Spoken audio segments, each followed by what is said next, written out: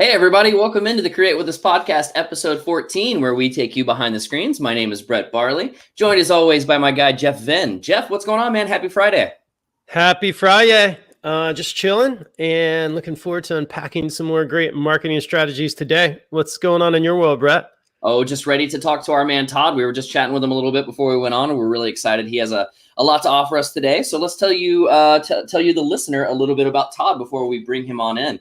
Todd is a veteran marketing expert who has been featured by Entrepreneur, Forbes, and Huffington Post, easy for me to say, for his proven systems to grow brands, generate leads, and increase sales in our constantly evolving digital world.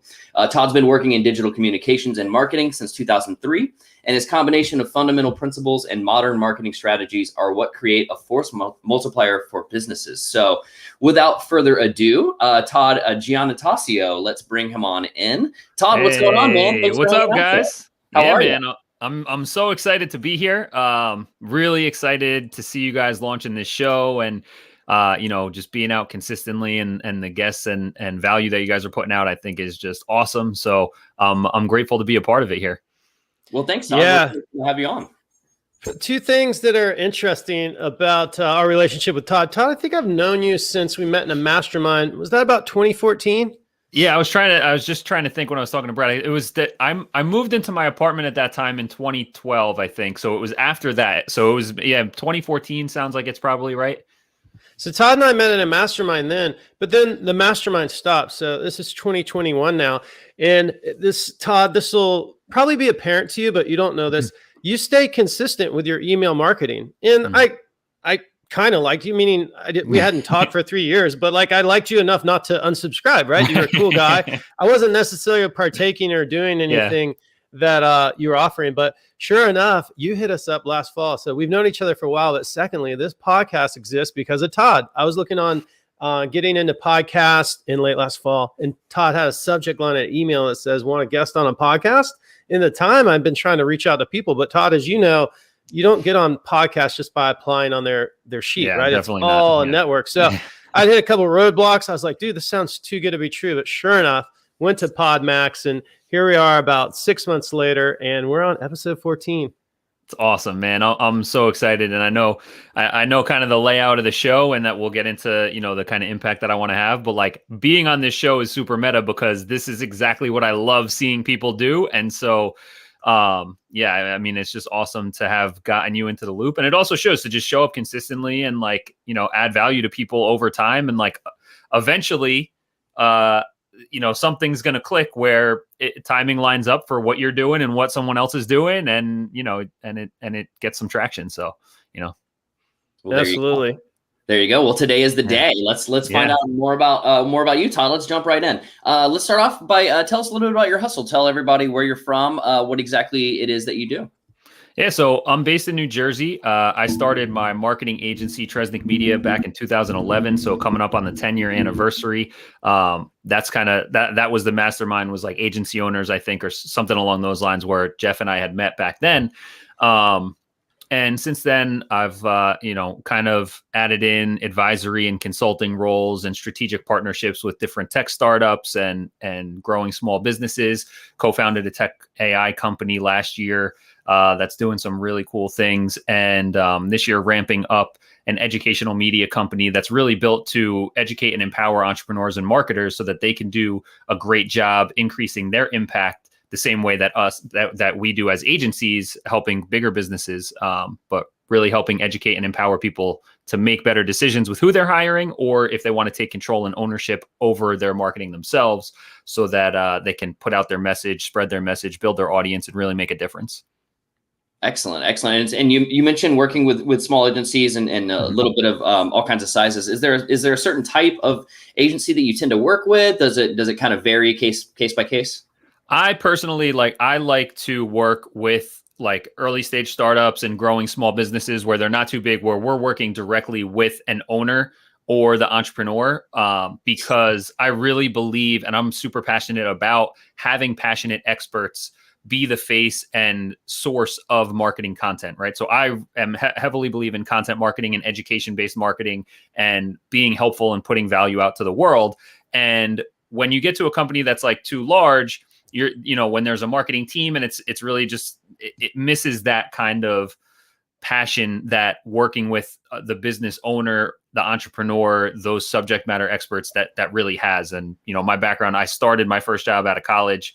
I was working at Universal Records, which obviously is gigantic. And then I spent a few years in corporate at BASF, which is was the largest chemical company in the world. I'm assuming it still is, but obviously it's gigantic. And the reason I left there to start my agency was because I was working in a cubicle all day.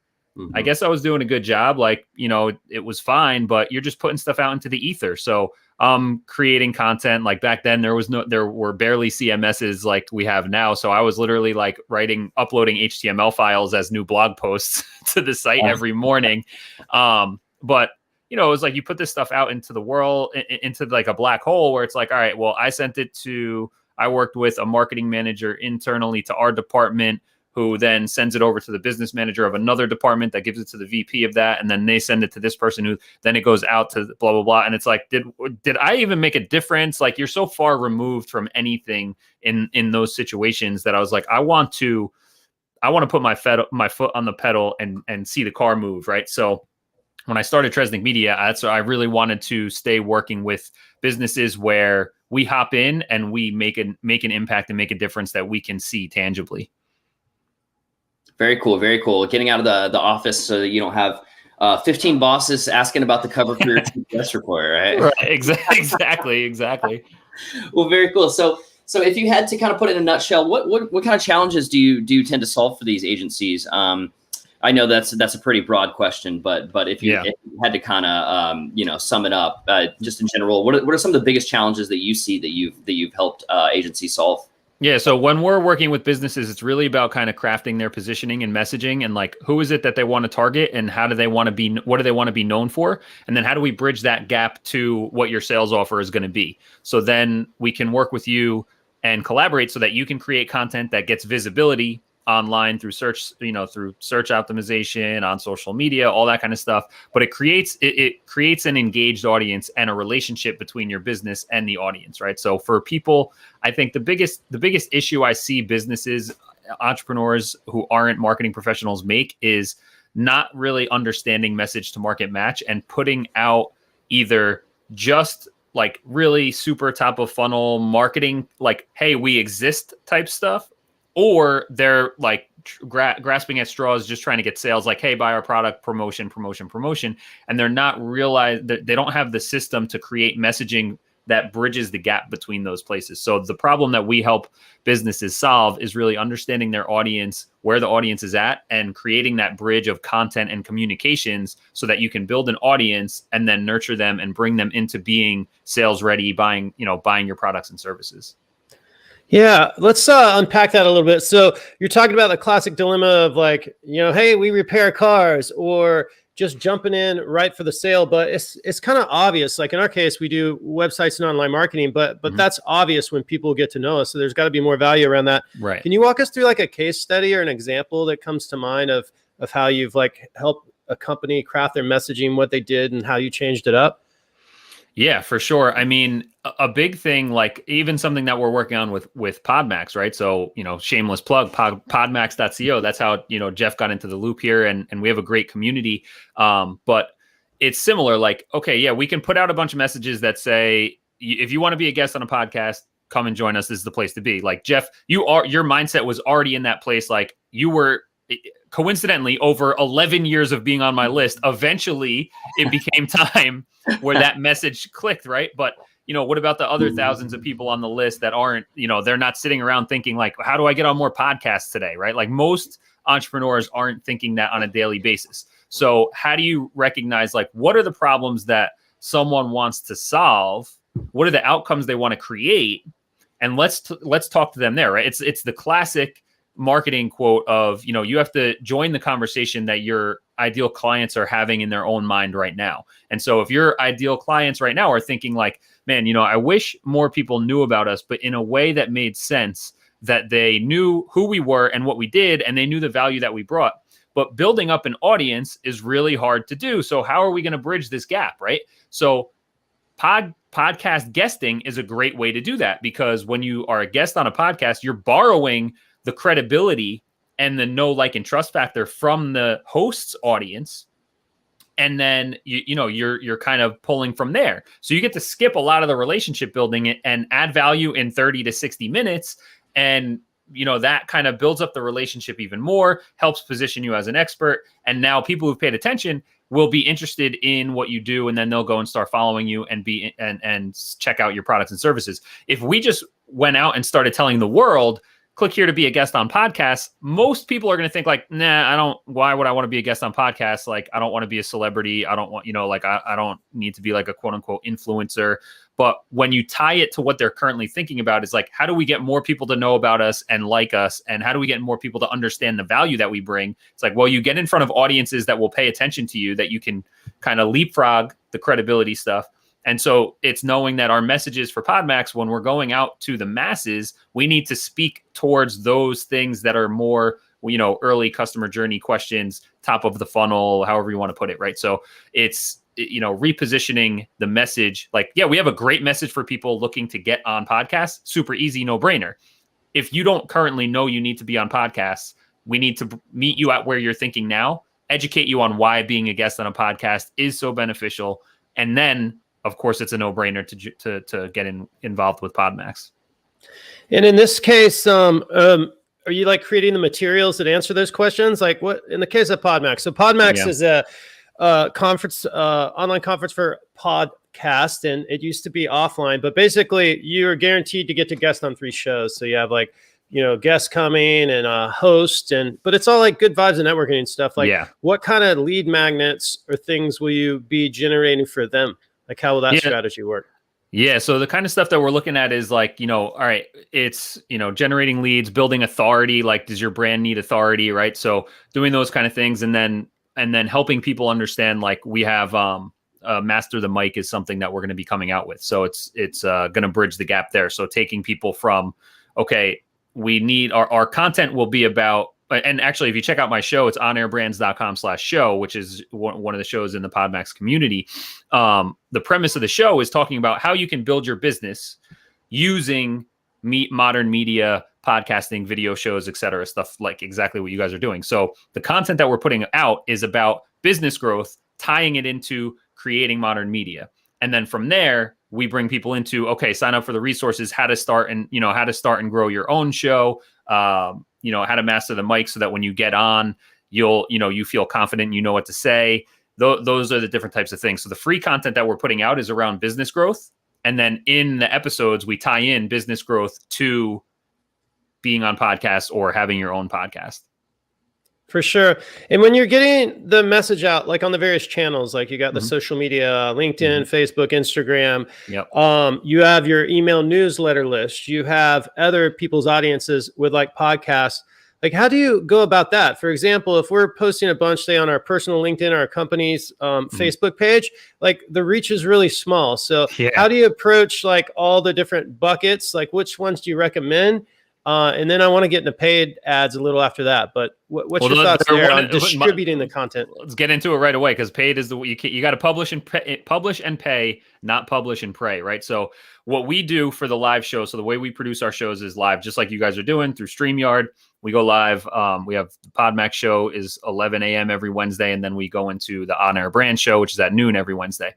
And what we do is we go live on Facebook and YouTube.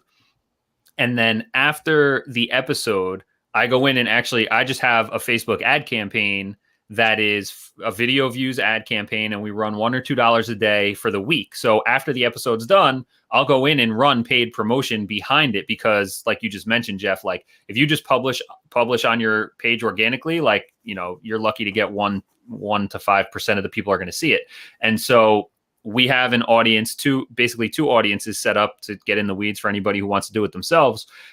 We run a video views campaign, and then the 2 audiences we run are warm audiences. So anyone who's visited our websites, anyone who's watched our previous videos or engaged with any of our social content, right? They go into one bucket we call the warm audience. And then we have another cold audience, which is where you do like saved interests. Like, oh, if you're a fan of, Inc. Magazine or Gary Vaynerchuk or Lewis Howes or like those type of people, like that's where you have your saved audience, right?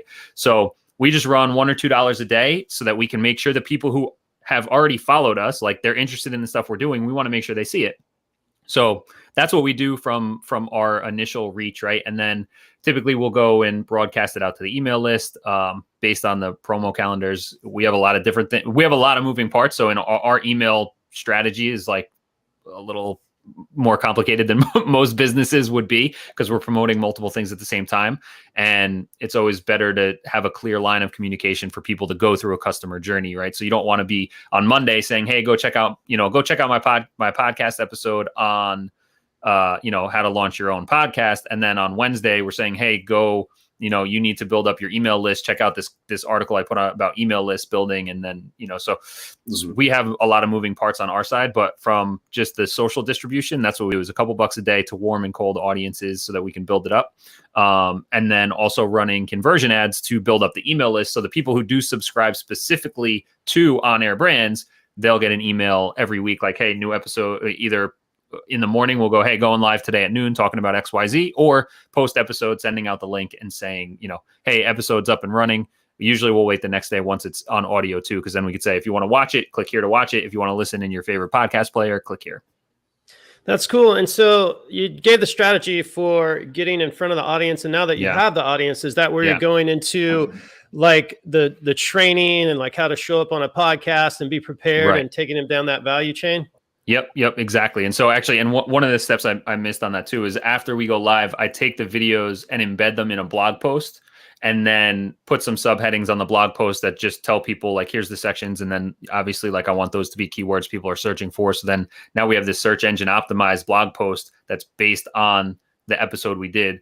So that's another piece that we add into that puzzle too. But yeah, so then once someone signs up, then that's where we want to have them go through like a drip campaign that says, welcome subscriber here. Like, actually what we're going to be launching, since we just wrapped season 2, we're going to do like a binge season 2 type of promo and have people subscribe to get, unlock access to all episodes and learn how to launch and grow your own show. And so that will take them through, the power of having your own modern media. And typically some of the things you want to hit in those follow-ups are going to be, what are some common misconceptions or, inaccurate beliefs people have, so you want to do some belief busting. You want to do obviously benefits, like telling them like what could the future hold for you in a good way if you do this. Telling them common mistakes that people have around doing something, right? Like make sure you avoid these common mistakes people do. And tell stories. People love stories. So having some emails and content around success stories of other people, like Jeff, I'll probably pull you in and get your story on launching this show to be one of those things. But that's the kind of stuff you want to drip out. And all of that is stacking value in favor of whatever you want to ultimately offer them. In our case, we're talking about you should launch and grow your own show. So ultimately that will lead them into, hey, if are you ready to take your show to the next level, or if you want to start a show, you want to start strategizing that stuff, like book a free call with us. We'll help you, give you 45-minute strategy sessions so you can roadmap and see what it looks like. And then obviously if we're a fit, we'd love to work with you. We'll present you with like what that looks like. Cool. I want to go back to something you mentioned a second ago. We're talking about a spaghetti approach to, the subjects in the email versus having like a content calendar and all things leading to one place. It just dawned on me the importance of that, because, you want to lead people on a journey to a certain place, or like, because a lot of companies will just spaghetti stuff out there. It's like whatever is top of mind that month or that week. But obviously you don't do that. It's obvious, but why? Right. Well, we just did the 45 live. Right. And so, one of my lives was about like the marketing calendar is dead. Right. And when companies sit down, whether one, throwing spaghetti at the wall, like, hey, whatever I'm thinking about today is what we're going to post, or email out, versus even sitting down and saying, okay, here's our strategic calendar and here's what we want to promote. Well, you're still doing it like on a date-based. I'm looking down as if everyone's looking at the calendar I'm looking at, but it's still date-based based on us, right? Like, so what we want to do is flip everything we do to be customer-centric, right? So I say the modern marketing principles are, 1, being customer-centric, 2, value first, 3, education-based, 4, humanized voice for your brand, and number 5, being direct response and always having a clear next step.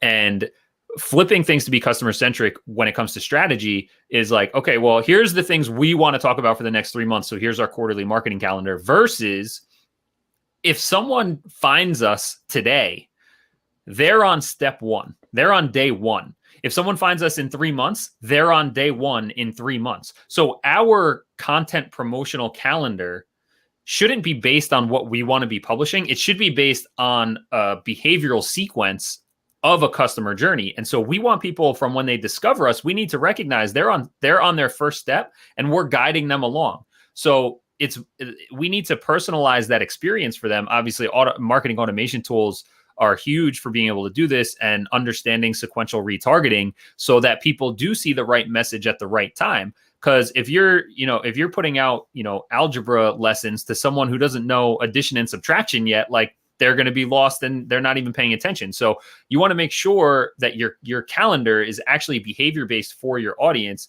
because that's the stuff they're going to be interested in and paying attention to, right? Like, the best performing marketing messages are all timely, relevant, and practical. And if we're talking about something in March, because in January we plan to talk about this in March, but the people seeing that message are on their January, like, then we're missing the mark, and they're not going to care what we're talking about. So how do you go about doing that when they sign up for the newsletter? They get on that initial take them on the journey sequence. Do you still send out the one that's, current to March, or do they not get on that yet? They don't get on that yet, right? So when someone subscribes, every business model and calendar is a little different, right? So sometimes this is a week, sometimes it's a month, sometimes it's 3 months. But someone signs up for your, typically we don't do just like subscribe to the newsletter. If you do use one of those forms, then you just get put into the bucket. You'll get our next email on Monday or whatever. But when someone signs up for a specific lead magnet, that they're telling you exactly where they're at mentally, right? Yeah. So based on what they signed up for, what questions they have, what they're thinking about, what they should be thinking about, right? Like, you're the expert. They're looking for answers. So they're going to need your help in understanding those things. And so what we do, is you go through what we call the indoctrination sequence. So we want you to sign up and get your free lead magnet right away. And then we want to identify people who are in need of specific help where we might be able to get them as a paying client to add more value. So for that first week, we want to, tell them, hey, here's who we are, what we're all about, and what you can expect from us. And then, tell them the benefits of the things that you do in a way that, serves them. So they, like I said, I like to empower and educate people to make the right decisions. And I think when you do that up front, when you tell them how to think about what it is that what you sell, whether it's like lawnmowers or a podcasting event, right? Like, you need to give them the criteria to think about so that they have the right perspective to make decisions for themselves. And then in that first week, you are building that relationship, and then you say, hey, you got a couple emails from us this week telling you about why you need XYZ type of components in your lawnmower. So if you're interested, click here. Or, hey, now understand the value of being on podcasts. If you want to be on podcasts, click here to enroll to sign up for the next Podmax. So we want to do that to identify people in that first week. So if someone gets in the customer journey, we don't want them to have to wait 3 or 6 months to be able to work with us. So we give them that in the kind of first week, and then we put them into what we call just the content drip to give them our best content. So we want to make sure that they're not getting the next email just because it's Monday and it's what's new. We want to highlight our best pieces over the years, right? And this is where when you make podcast episodes that are evergreen, or videos or blog posts, whatever it is, when your content becomes evergreen, you can put your best stuff the way you want them to be thinking. You can guide them along in that next week or two of content emails that they get. And again, you're building that relationship. So they're not like, oh, I got on this list and it's just another person trying to sell me something every day. It's like, oh, I want to open their emails because they're actually giving me value in some practical way that's timely and relevant for me on my journey right now. And then you can, usually we do that 1 week time period, see if they're interested in buying. Then we put them on a 1 or 2 week content period and kind of give them another special offer type of deal to see if now they're ready. And then they go into our broadcast bucket, right? And that's our email, our new episode's out this week. We're sending them the new email this week, or new content's out. So we kind of do that initial indoctrination, see if they're interested, best content, see if they're interested, and then they start getting stuff just, on the new basis.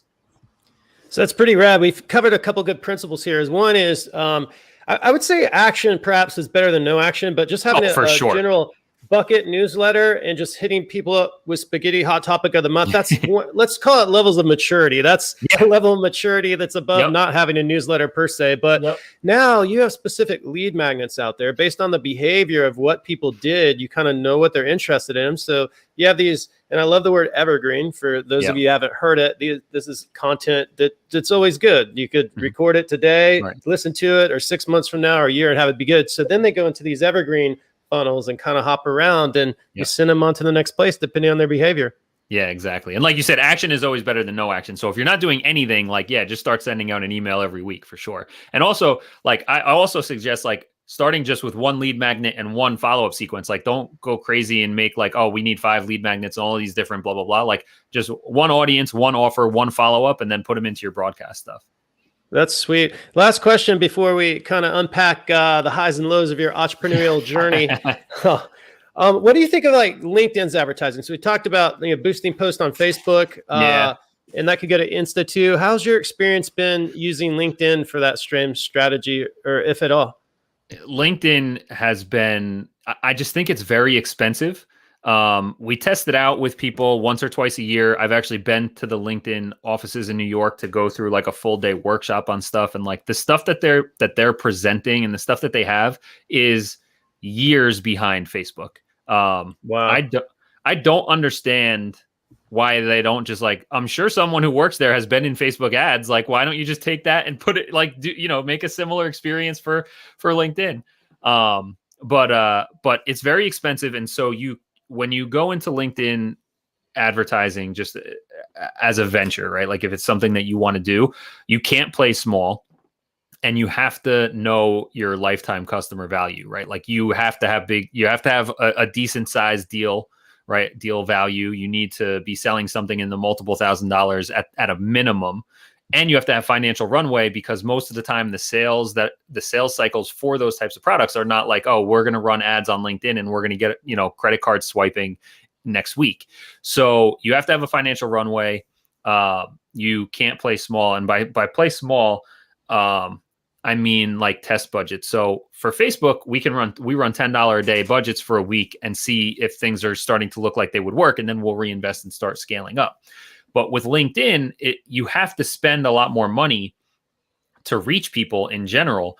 And when you look at the law of averages, like if you say, okay, we have a 20% conversion rate on our landing page for our lead magnet, right? So like, let's run a webinar promotion and we get 20% of people sign up for that. And then, 10% of those people will maybe book a meeting with us over the next 90 days.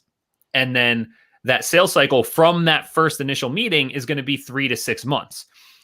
And it's also like, it's not even when the percentages are like that. And like, let's say you close, if you're a 20% sales conversion rate, so you close 1 out of every 5 people, you don't close 1 out of every 5 people, you close 20 out of every 100 people. And when you don't have the volume for those statistics to play out, you're trying to catch lightning in a bottle. And when we've tried to run LinkedIn, it's like you can't run small numbers. You need the volume for your statistics to play out in order for you to be successful. And most of the time, people don't want to spend that kind of money to get started. So. Yeah, for sure. Good point. And we found like the LinkedIn clicks are almost as expensive as the Google keyword clicks, meaning it'll just like rip through the budget. Yeah. And I find a lot of like businesses and business people are still very active on Facebook. And like you said, the tools are insane. Yeah, for sure. And I'm in, everybody lives online these days, but like I'm in a lot of communities. I'm in a lot of paid communities where my business network is on Facebook. So I'm connected to friends and family on Facebook, but my Facebook feed, I've curated and built my network and my sources of information to be inspiring, positive, and business minded. So, there's people who log into Facebook and they're like, oh, I'm going to cancel my account. I'm 36. So a lot of my friends have like kind of, if they're not in the online world, they're like, they don't bother with it as much anymore because it's all just friends and family and turns into the whole like, oh, everyone just complains on social media. My social media experience is not like that because I've curated it to be what I want it to be. So like Jeff, you and I are connected. We're in the Podmax community. I'm in the On Air Brands community. I'm in a bunch of different networks, either for personal growth, the entrepreneurial growth, businesses. So the experience like is there, and there's, everyone in the world is on it. So, all right, anybody you want to reach is going to be there. There's certainly a large enough audience in almost every demographic that's, and like I said, the Facebook advertising is so much cheaper than the other platforms that, you'll be able to reach the right people, even if a billion people, you don't need a billion people in your target audience to be successful. Right. So. Yeah, that's good advice. We're going to transition here. You talked a little bit about the beginning of how you became an entrepreneur, working that corporate job, putting stuff out there in the ether and not seeing the value. But Brett's got a sequence of questions to unpack your story a little more. Yeah, I sure do, Todd. So why don't you tell us a little bit about how long you've been an entrepreneur? You touched on it a little bit earlier about what made you want to get into it. Tell us, how long you've been doing that. What's been the most rewarding part of it so far for you? I wish it was longer, but June in 2011 is when I quit my corporate job and went full time on my own. The most rewarding part is exactly why I left. And honestly, like right now, is super meta. I'm living it, right? Like I left corporate because I wanted to have my work and skills and capabilities to have a bigger impact directly on the people I was working with. And obviously sometimes that happens through getting clients and being able to help their businesses grow. Like that's always amazing when we're able to take a business that's, a lot of our clients have been in a place where they exist and they do well because they existed, but they haven't been as strategic or intentional with how they're growing their customer base. And so being able to put a system in place for the clients where like, oh my God, we're getting new people into our ecosystem every single day. That's like a super impactful, very positive reward. And that's exactly what I'm after. And even helping friends and colleagues like Jeff, like get into new things and having a bigger impact. So like you guys starting this show is super rewarding and I get to be on it is amazing. And helping people make a difference is really the reward for me. Sure. That's great. So on the flip side, what would you say has been maybe the biggest challenge you've had to face as an entrepreneur? The biggest challenge for me has definitely been scaling my team at a quality service provider fulfillment level, and being able to increase the impact I'm able to have just beyond myself and the core couple of people that we have, especially over the last year. Last year was very difficult with everybody being remote. Like I think remote work is cool. Definitely. Like I actually got rid of my office in 2017. But just being on remote, onboarding new people and trying to train people, it's not the same as just being in the same room or same office where you can be like, hey, I got a quick question, right? Like the quick question, shadowing, like osmosis, growth through osmosis doesn't happen remotely. Good call. Okay, cool. Let's jump into one of our favorite portions, and I'll let Jeff take over for a second here. We call it the rapid fire round to find out a little bit more about you, anybody that might be watching. Jeff, what you got for him? All right, rapid fire round. So we know work's pretty important, takes up about a third of our time, but how do you stay energized outside of work, like hobbies, passions, things to keep you charged up? Definitely my girls. My wife is actually also she's a fifth grade teacher, but she's also an entrepreneur, and her online business has taken off in the last year. So seeing her grow has been amazing in that regard. And, my 5-year-old and 2-year-old, like sometimes in the morning, like when I'm doing my morning routine, I just open up my phone, go to my photos of my favorite photos and like the favorited photos, and look at like just the pictures of my girls over the last couple of years and us playing together. And like, I just like sit and let that I just kind of bask in that to feel good. And that really energizes me. That is awesome. What's one piece of advice you'd give to the younger Todd? The younger Todd needs to get more focused and disciplined. So it's entrepreneurial ADD everybody's got, right? Like you always doing a million different things. It's like, do that 20% of the time. Pick a 20% part of your calendar to test out new ideas, but get hyper focused so you can get to a place of sustainability faster. Gotcha. Yeah, I think that one comes up a lot. Shiny object syndrome, right? Yeah. Dude, I mean, honestly, I think the biggest killers for all entrepreneurs, or at least things that are holding back, are what's called sophistication bias. It's where it's like a mental issue that humans have, where when things look simple, we don't think that they'll be effective, or we want them to be harder. And so we actually have a bias towards things being harder to do because we think our brains, our subconscious thinks that means it'll have a better impact or bigger impact or whatever. So that sophistication bias is one thing. We tend to make things harder than they need to be. And then the other thing is the novelty bias, right? Shiny object syndrome, where it's the new, like we always think new is going to be better. Right. And as marketers, we try to make that as a positioning statement, like, oh, this is the new thing, so it is better. So we want people to be interested. But as entrepreneurs, it's a discipline that we need to get ourselves in, is recognizing, that it's the tried and true is what's going to work. There's a quote I've been hearing a lot lately attributed to Jeff Bezos. Who knows if he said it or not, but it was like on the topic of what's next, like what's the next new thing that you guys are going to do? And he's like, we're not doing any next new thing. We look at what's been working for over 10 years in the world. And how do we do that? Mm-hmm. How do we do that the best in the world? Like Amazon, and everyone wants things fast and cheap. So Amazon has gotten great at getting everyone things fast and cheap.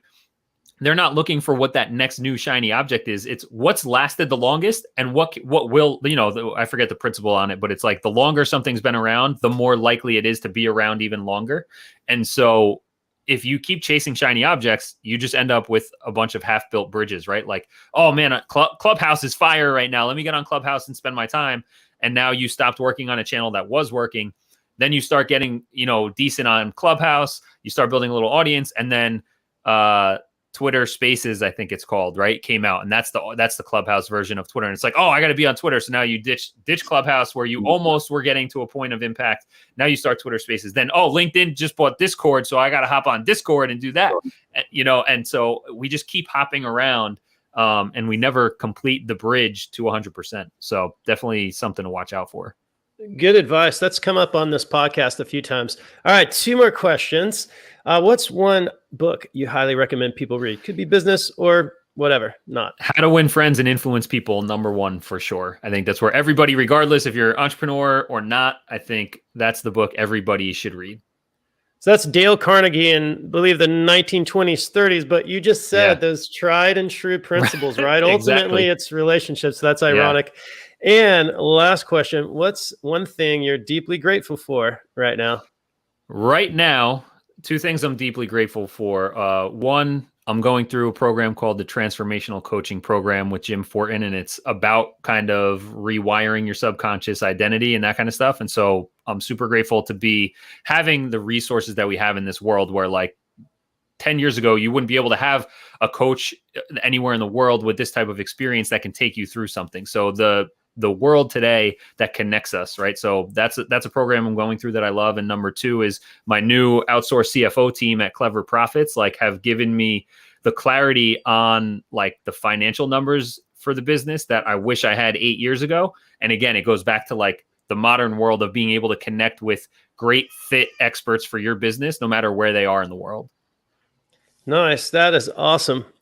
Yeah. Excellent. Very good stuff. So Todd, before we let you go, why don't you tell everybody the best way to connect with you? How do they engage with you, find out more about you? Yeah, so anybody who's interested in the stuff we talked about today, of course, I have a few free guides on content strategy, social media marketing, modern business. You can get all that stuff for free if you go to thegrowthsuite.com/free. There's a subscribe button if you want to get on the email list generically, or you can sign up for any of the individual free resources we have there. And check us out on the show, onairbrands.com/show every Wednesday. Excellent. Excellent. Todd, you are the man. Everybody, we will have the links and all that stuff in the description. So check it out. Follow up with Todd. Hit him up. Todd, thank you so much for coming on the show today. We had a blast with you, man. You are awesome. Really. Yeah, this was awesome, man. I appreciate it, guys. And we will see you all next week on the Create With Us podcast. Thanks for joining us.